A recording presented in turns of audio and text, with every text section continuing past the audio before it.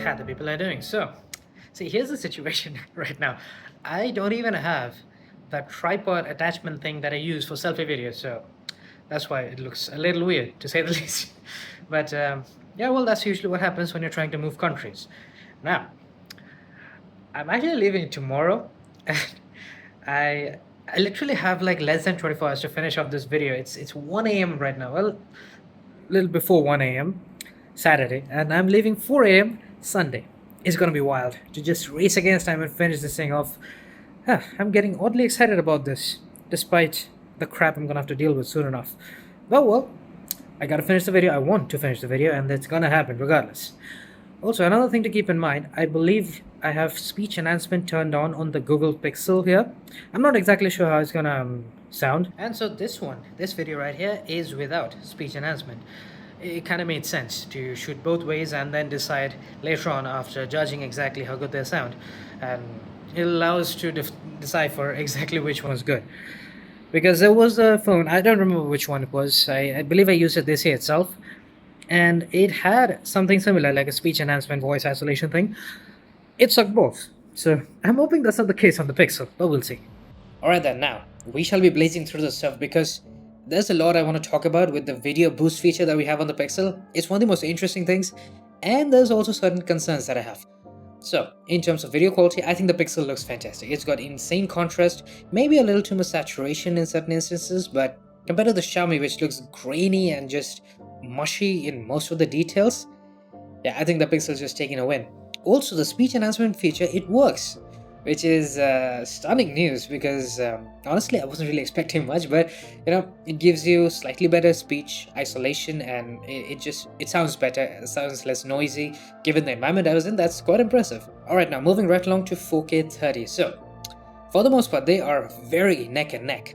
In certain instances, I think the exposure shifts around on both phones a little, and overall, the Pixel does seem to have less saturation, which I personally do prefer. I really do also like how the Xiaomi looks. It's very, very close, as I said.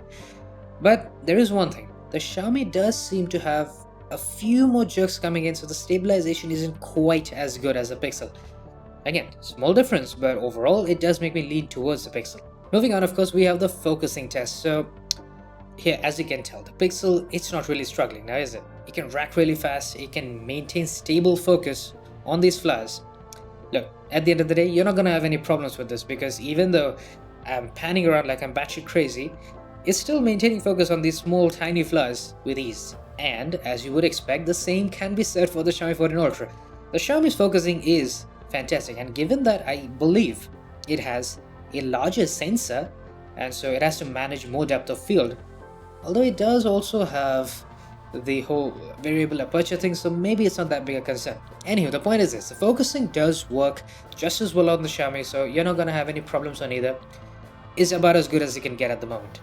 However, versatility is something that the Pixel is kinda lacking, which is a little sad. But here's the thing, between the 1x and the 5x, you have a 2x toggle. It's hopeless, don't use it, it gives you terrible quality, and I don't think it's ever worth using on any smartphone. However, that lens transition is even worse than the 2x, because damn, that was drastic. But anyways, the one good thing about the Pixel is that the 5x does look really, really nice. It's crisp, it's clean, there's no problems in there, it does work. Now in case of the Xiaomi, weirdly enough, this also gives us a 2x toggle, which again, never use it, even more so in case of the 14 Ultra because it has a 3x optical zoom. Why would you use the blatantly inferior 2x? I have no idea. But you do get that, and as you can tell, there is a lens transition, lack of smoothness, I guess, but it's not nearly as bad as a Google Pixel, because damn, that lens transition was horrifying. But that's not where the Xiaomi stops. You see, the Xiaomi has certain pro features that I'm yet to see properly implemented on most other flagships. First and foremost, we have Master Cinema, which is by far my favorite overall videography feature that we have on any smartphone to this very date. If you're interested in color grading, then this is a dream smartphone for you because it is so easy to use. It works so exceptionally well. I mean, even look, I made this grade happen in like 5 minutes because I'm genuinely running out of time here, and I'm not proud of this. I think it could use way more balancing and the exposure might be a little bit off, but it still looks kind of nice. It's got this muted, almost autumn-like feel to it. Now the log video is a little bit different. So right here we have Master Cinema once again, and as you can tell, this I took this a while back when we actually had the sun, and yeah, it can preserve the dynamic range exceptionally well. It is genuinely good at this. But when it comes to log mode, it is instantly obvious. And by the way, in case you're wondering, it was the exact same time of day I took these videos back to back. It just cannot handle the dynamic range nearly as well as Master Cinema, which doesn't make a lot of sense. I know, I'm with you in terms of being confused about this, but I would just recommend using Master Cinema. Is better. Anyways, we also get HDR video from both phones. It is Dolby Vision, by the way, on the Xiaomi 14 Ultra, and so far I've been unable to figure out any in-smartphone way of transcoding these videos to SDR for regular viewing and also for comparisons. If you do know some way of making it happen on the smartphone itself, well, by all means let me know, but I did this manually using color space transform. If you know about it, well then fantastic, but if you don't worry about it. It's difficult to explain in the short amount of time we have. But look, the point is this, both phones look really nice. The contrast is maybe not perfect on either of these in the entirety of the video, but well, here's the thing. The Xiaomi actually used to have a very significant issue with contrast. It used to shift around like crazy, and now it seems way more stable, way more evened out, and I'm glad that at least something's gotten better. Because believe me when I tell you, there are problems and we'll encounter them soon enough. But first, ultra-wide 4K 30. So this, as you'd expect, looks really nice on both. I kind of prefer the overall look on the Xiaomi 14 Ultra. It looks a little over-sharpened on the Pixel. Maybe not over-sharpened, but also there's like a boost happening in the mid-tone detail or something like that, like the clarity boost, which makes it look very digital as opposed to very organic look that we're getting on the Xiaomi. It's a personal preference. I do want to mention very clearly. You can go for either of these, both of them are producing fantastic ultrawide video. Now moving right along to 4K 60. So 4K 60 actually doesn't have as good dynamic range as 4K 30, specifically on the Xiaomi 14 Ultra, because the Xiaomi actually has a specific HDR mode that you can only enable when using 4K 30. With 4K 60 you kind of lose out on that. Now because of just how ridiculously overcast it is, I can't really test out the dynamic range. I mean, I've done previous comparisons where it was blatantly obvious that 4K 60 was suffering from dynamic range issues, but it also seems to be kind of messing up the exposure in certain small instances. It's not the biggest deal, and to be completely honest, it looks as if the 4K 60 on the Pixel is a little too crazy in terms of the saturation. But anywho, let's move on to ultrawide with 4K 60 once again, and see, this time I kind of like how the colors look on the Pixel. I really wish we had these similar colors with 4K 60 on the main camera. That would have looked fantastic, especially because 4K 30 colors look really nice on the Pixel. And now of course we have 8K video, which is a dumpster fire on the Xiaomi 14 Ultra. And believe it or not, the Xiaomi used to be even worse with stabilization. It's actually gotten better. I know it's a crazy thought to even think about. However, it is not even close to the standard that it needs to uphold.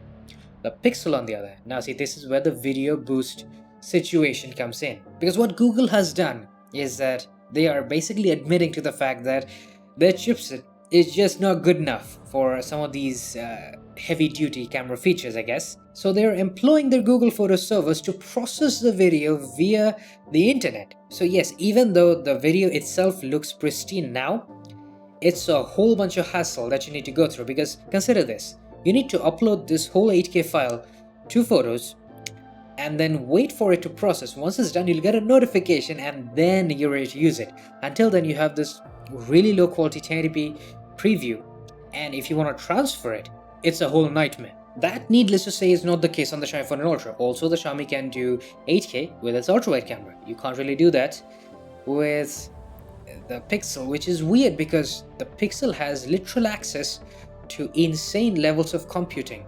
So the fact that we can't use 8K ultrawide and then leverage all the processing, it makes no sense now, does it? But for some unknown reason, we do get 8K with the 5X. And yes, I know I chose a hell of a subject. It was windy as all hell combined, as you can tell. But I gotta admit, I do like the colors on the Pixel. I mean, yeah, I guess you could use it for bird watching, but that's about it. That's the only realistic situation that I can think of. Well, I guess, yeah, concerts is another situation, but it's niche. What is, however, not as niche, well, comparatively at least, is of course good old-fashioned super stable video on both phones. And see, here's another weird thing. We don't get access to video boost when using super stable video. I mean, it just makes logical sense, doesn't it, to have video boost boosting the quality of the video, whilst the Pixel's camera, while it's shooting, just tries to handle stabilization. The stabilization is very good. I think it's actually a little bit better than the Xiaomi 14 Ultra. But the point is, it could actually be better. The quality itself could be better as opposed to what it is now. It seems like such an underutilized feature. But anyways, let's now move on to the details list, and this is going to be particularly interesting. So, this is regular 4K 30, no video boost, nothing of the sort. And when we crop in all the way to 500%, you can see a very drastic difference in just the philosophies behind detail preservation on both phones. Because the Xiaomi 14 Ultra will give you no sharpening and no processing. It yields a very natural and organic, yet fairly well detailed result. The Pixel gives you blatantly more detail, sure, but it also has significantly more sharpening, more artifacting, more haloing, and everything else. I do believe I kind of prefer how the Xiaomi handles the situation. Now, video boost with 4K 30, does it actually help with the details? Is it worth the hassle that you have to go through just to get the higher quality video, allegedly high quality video? Turns out, yeah, kind of. I think the detail preservation is pretty much the same, maybe a little bit higher this time around, but it's the noise reduction.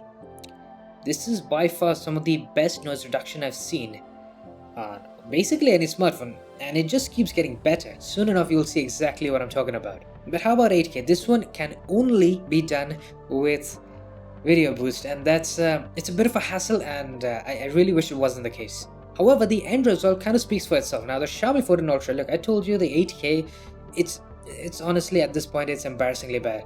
Look, I get it. Xiaomi has done tremendous work with the professional modes that it has. Like the Master Cinema, the log video, it's stunning, and those two features alone, they make the Xiaomi 14 Ultra my personal favorite for videos. But 8K needs to be better. We're not ignoring that fact. On the Pixel, however, it looks very, very nice, as you can tell. Very processed, as usual, as you would expect. I kind of wish they went the other way around in terms of 8K. Instead of giving us more processing and more detail, they maintained the same level of detail as 4K and rather gave us a much more unprocessed look and an unprocessed result. That could have been very nice. And now we have the ultra-wide camera. So this is actually a new piece I just recently finished. It was a pain in the ass, but I think it's worth it. What do you think? I gotta admit, the details do seem a pinch, just half a hair's width sharper on the Xiaomi 14 Ultra, but you know what's massively horrible on the Xiaomi? You guessed it, the grain and noise. It's just, damn, it's some of the worst I've seen. And the Pixel, it speaks for itself. This is how I would expect ultrawide to look. Not particularly well detailed, but also not like the Xiaomi. And now for 8K, you might be wondering, well, we used video boost on the Pixel for main camera 8K, why not with the ultrawide? Well, I don't know. That's a problem that I have. The Xiaomi has 8K, but the Pixel, you can't use video boost for either 4K or 8K with the ultrawide camera. I mean, think about it for a second. Wouldn't the ultrawide be one of the greatest things to benefit from having video boost and all that computational power that Google has to offer with video boost? As I've been telling you, it is an underutilized feature. Unfortunate, but that's just the way it is. And look, 8K didn't really improve much of anything on the Xiaomi. The grain and noise is still just rampant all over the place. And yeah, maybe the details got a slight hint of a boost, but it's not worth using the 8K for this. Now here we have a final implementation of video boost with night side video. Now the Xiaomi also gives us a night mode video. It's not the best. You can probably tell why. The stabilization, it really does take a hit. But I guess it might be because Google is splitting the process into two parts. First, we have the Pixel itself, which is trying to handle the stabilization first and foremost, and then the entire computation is happening in the background when you upload it. To be completely honest, this might just be one of the absolute best night mode videos I've seen. That's quite a compliment considering just how many phones I've used this year alone. But then of course, 1080p 240 slow motion on both phones, it's exactly what you'd expect. It's gotten to the box standard and there is nothing crazy or new or anything to really expect about this. I think the Xiaomi might just have a pinch more detail, but there's really nothing else to it. It's just, it works. That's the best way to put it. However, what is blatantly a fantastic feature on the Xiaomi 14 Ultra is, of course, the 120Hz with 4K. And it's It's honestly such a fantastic and underrated feature because think about it. A lot of people might think, well, 1080p 240 is just better slow motion. You don't need 240 most of the time. I mean, every single B-roll, slow-mo B-roll shot that you've seen in this comparison and in any others that I've ever made, I've used the Sony a7 III, which can only do 120. It's gonna be more than enough for most people. And with the added boost in quality from 4K, it's honestly the best sweet spot that we have at the moment. However, that brings us to the end of this comparison. Look, here's the deal. The video boost feature it's a novel idea and it's got a near flawless implementation. The reason I say near flawless is because there are certain concerns that I have. So first and foremost, there's the whole backing up situation. Unless you're knee deep into the Google Photos ecosystem, I guess we can just refer to that for now, well, you need a lot of storage, especially if you want to shoot 8K or prolonged 4K sessions. You're going to need a lot of storage. But there is a way to bypass that. You can back up individual videos and then you can download those videos via another whole cumbersome process, which I'm not even going to get into. It was a headache to say the least. And once you have the offline versions of those highly computed and processed videos, you can then delete the backups themselves. That way you can basically have the higher quality videos, but also not worry about the backup storage. However, it is such a pain in the ass to use, and you just gotta wait for so long until you can actually get anything worthwhile. It's quite something. In my personal opinion, the way Google should have done this from the get-go is basically say that, okay, so you can take the video using Video Boost and then it'll automatically upload it to the Google Photos as long as you have enough storage. And then it'll give you a file that you can download from Google Photos immediately, or it'll auto-download into your offline storage, and then it'll delete the backup itself. That whole process needed to be automated, but it's not. If Google had done that, this, I think, for most cases, this would have been a jackpot. But now it's just, unless you have a whole bunch of storage in your Google Photos, it's gonna be a little difficult. But you can get tremendous quality. Well, with that said, I hope you guys enjoyed, found this helpful, and I guess this is gonna be the last video for a while until I get settled in, and I guess I'll see you guys soon enough. Cheers.